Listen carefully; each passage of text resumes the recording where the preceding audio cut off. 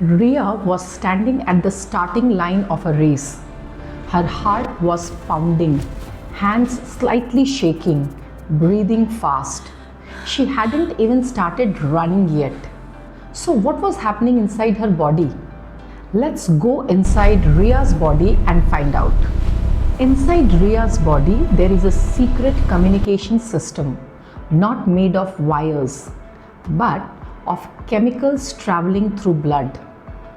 These chemicals are called hormones, and the glands that produce them are called endocrine glands. These glands are special because they are ductless. They release hormones directly into the bloodstream. Think of hormones as tiny messengers. They are produced in one part of the body but travel through blood to act on a target organ.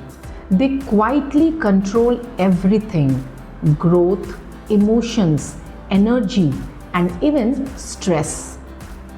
Now imagine if Rhea's body had no control system. Her heartbeat, digestion, breathing, all happening randomly. That's why the body needs proper regulation and coordination. And for this, it uses two systems: the fast nervous system, the slower but powerful endocrine system. When the race starts, Rhea hears the whistle. Her nervous system reacts instantly. But at the same time, her endocrine system starts releasing hormones. Slower but long-lasting. Nervous control is fast and short. Hormonal control, slow and long. Inside her body, several important glands are working silently. Pituitary, the master gland. Thyroid controls metabolism.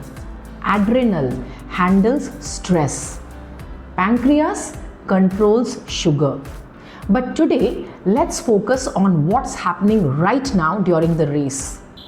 As the race begins, Rhea feels a sudden rush of energy. That's when the adrenal glands sitting above her kidneys jump into action. They have two parts, cortex and medulla. The adrenal medulla releases a powerful hormone, adrenaline. This is the famous fight or flight hormone. It is released when we are scared, excited, or under pressure. And guess what? It is triggered by the autonomic nervous system. Suddenly, inside Rhea's body, her heartbeat increases. More blood flows to muscles. Her liver releases extra glucose into blood. It's like adding extra fuel to the racing car. That final sprint to win, that's adrenaline at work. Now imagine while Rhea is running the race, another part of her adrenal gland is quietly working in the background, the adrenal cortex. This outer part secretes hormones like cortisone, which control important things like metabolism, salt balance, and even body characteristics. But what happens if this system goes out of control?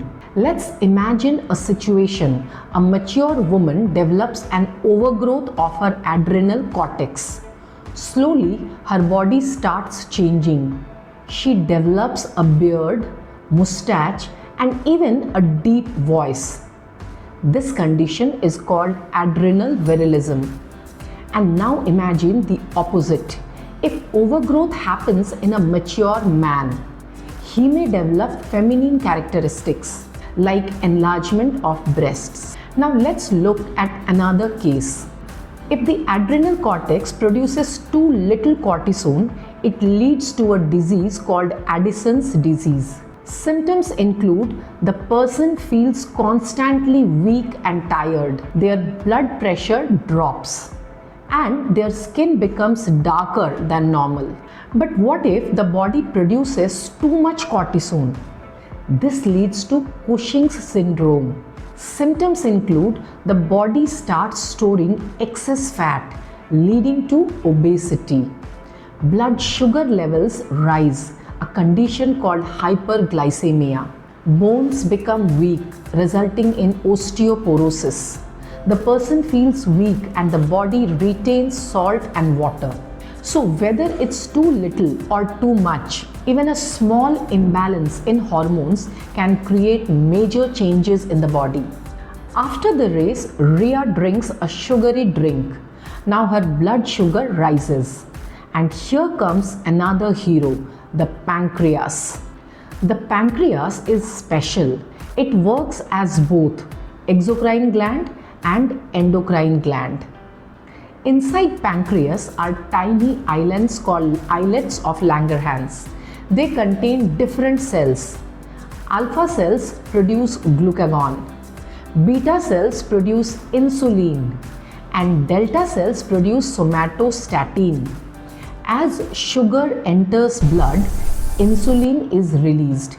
It helps body cells absorb glucose and stores extra glucose as glycogen. So blood sugar level goes down. If insulin is not produced properly, it leads to diabetes mellitus.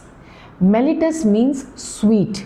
Symptoms include high blood sugar, sugar in urine, thirst, and weight loss.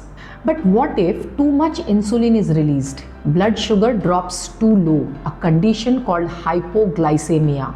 The brain may even go into coma. And if a diabetic takes excess insulin, it causes insulin shock.